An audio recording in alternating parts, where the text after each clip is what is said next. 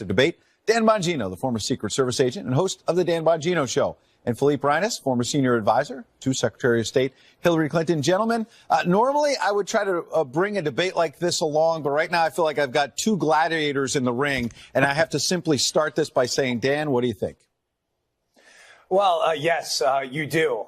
Ed, listen, this is a joke. It's a farce. I'm sure Philippe will defend it, and he'll throw out this whole Russian collusion fairy tale again. But the bottom line is our collusion fairy tale has entirely fallen apart. We've been at this for 2 years. There's not a scintilla, not a cent of evidence about actual collusion on the Republican side. But there's a whole lot of evidence that Philippe's former boss colluded with a foreign national from the UK who colluded with foreign nationals from Russia to produce a fake dossier used to spy on fake American, using a fake dossier to spy on real Americans. That should be the lawsuit against Hillary Clinton. So let's let Philippe react to that. Was there a conspiracy on the Democratic side? Of course not. And if the RNC wants to sue or Dan wants to sue, they should go ahead and do so. The reason the Democratic Party is suing is for a pretty simple outcome. What's happening now is the people who should be protecting us going forward are abrogating their responsibility, whether it's the Congressional House Intelligence Committee, whether it's the Senate Committee, whether it's the president. And, you know, we can debate two things. We can debate what happened in 2016. We can debate what we don't want to happen in 2018 or 2020. If you set aside whether Hillary Clinton did or didn't lose or what happened, which I know we could debate all day, there's no question that the Russians tried to meddle and attack our election process. That's not my comment. That's the comment of Mike Pompeo, of Nikki Haley, of DNI Coates. This is the accepted outcome, the accepted assessment of the intelligence community. Go ahead, Dan.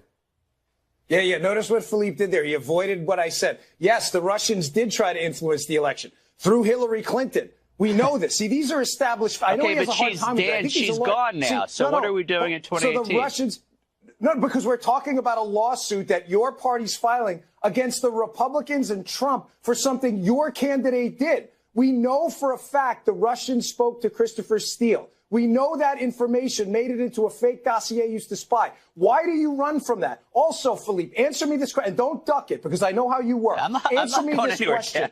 Duck it. Where the DNC servers you allege were hacked by the Russians, why won't they turn those over to the FBI or even to BuzzFeed that's demanding? Okay, answer that. If you're so sure the Russians hacked, why not turn them over?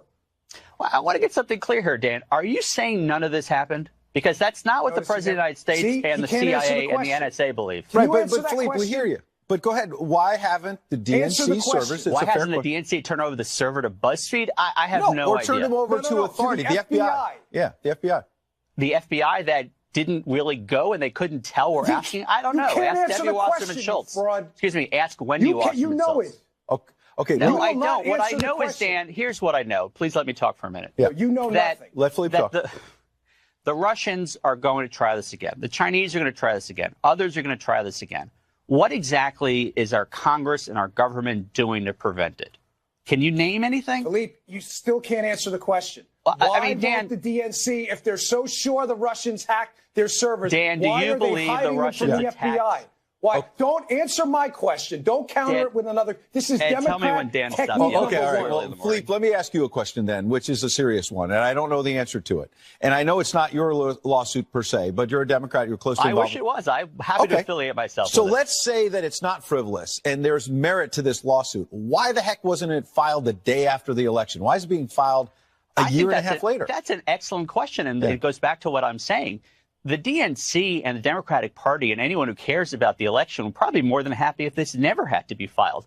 The problem is that you had a year and a half nearly gone by, and everyone has abrogated their responsibility. This is almost a lawsuit of last resort, and I think the DNC was very thoughtful about that. And look, I understand why lawsuits have a sort of obviously negative connotation, but I make 2 points. One, President Trump has been involved in over 4,000 of them, so clearly lawsuits are not. It's not that they have no bearing or quick second point, and then we'll let Dan react. What's your second point? Yeah.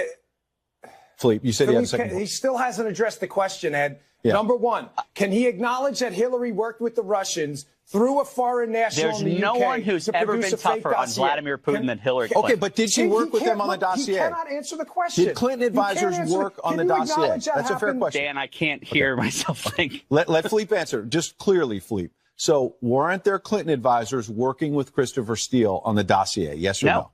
No. They were not. At the State Department? Admitted it. No. Oh, I don't know gosh, what was going on at the State Department. Absolutely not. You were a senior That has advisor been- at the State Department. Ed, I don't much. When we were at the State Department, absolutely not. Okay. All right, we're going to leave it right Well, there. hold on a second. Dan, Yeah. did you just say that's a lie? Yeah, it is. Sidney Why is that a lie? If you want to stick around and stick with the facts that you're upset the DNC paid for it, say it. So let him answer. So Sidney Blumenthal was involved with pushing the dossier. Already written an op-ed in the Washington Post. Okay. You may have missed it, where they already admitted to being Give Philippe 10 seconds. I don't know if you missed it. You may want to read it. Let Philippe final word. I can't hear what he's saying, yelling over himself. But no one in the Clinton campaign had anything to do with Christopher Steele. That is a brand new, out of nowhere. This conversation will continue. But I understand why everyone is so afraid of this lawsuit. Right, look, the lawsuit played a big part in Watergate. All right, gentlemen, Dan, Philippe, appreciate it. I didn't have any contact with media until after I left the government on the 20th of January. So I don't quite understand, at least what I've read, that somehow I leaked about the dossier. So let me get, so you didn't leak anything about the dossier to any media? No. Oh, yeah. I don't believe him. Do you? A House Intel report accusing the former National Intelligence Director of lying about leaking to the media, Jake Tapper specifically. And our next guest argues he's not the only former Obama official helping Vladimir Putin undermine our system, if not indirectly, directly. Fox News national security strategist, former deputy assistant to President Trump, Dr. Gorka with us, Sebastian Gorka with us right now. Dr. Gorka, how are they helping Putin? Well, Putin had a very clear objective to undermine America's faith in its own election and its own electoral system, and that's exactly what Clapper, Comey, and Brennan did. We now know that that clip you just played of Clapper, that was a lie. Clapper admits that he spoke to CNN. We know that CNN had the dossier, but they needed a so-called news hook to hang it on. So what did he do? DNI Clapper told James Comey to brief the dossier to the president. And after that happened, Clapper told Jake Tapper at CNN, oh, it's briefed. And then CNN had their peg to hang it on. And so a dossier that was built on Russian propaganda, we now know that, became a news item thanks to Clapper leaking. And then what happens? After he leaves government, he gets a juicy contract with CNN. This is bogus. Couple of things. What you just said is not Sebastian Gorka coming up. It's written in James Comey's book that Clapper pushed him.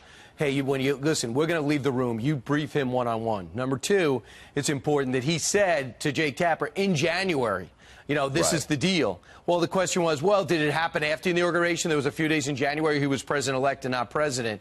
That's splitting hairs. And Clapper's got a record of not telling the truth. He's already been caught lying. Yes. And he obviously is not a good liar. You know, this is the only time he actually perks up when he seems to be caught in a lie. Besides that, every time he talks, it's like we woke him up in the middle of the night.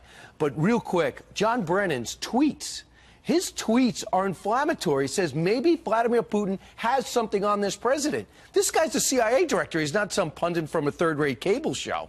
This is shocking. Never in American history has a former civil servant of his ranking done what he just did. Because he says, I don't know, but I think he could be being blackmailed. Well, everybody out there who doesn't know the details now potentially thinks, well, the president might be being blackmailed. He is serving Putin's interest. And don't forget, Brian, this individual, John Brennan, in 1976, admitted to voting for the Communist Party candidate for president before he gets hired by the CIA. I guess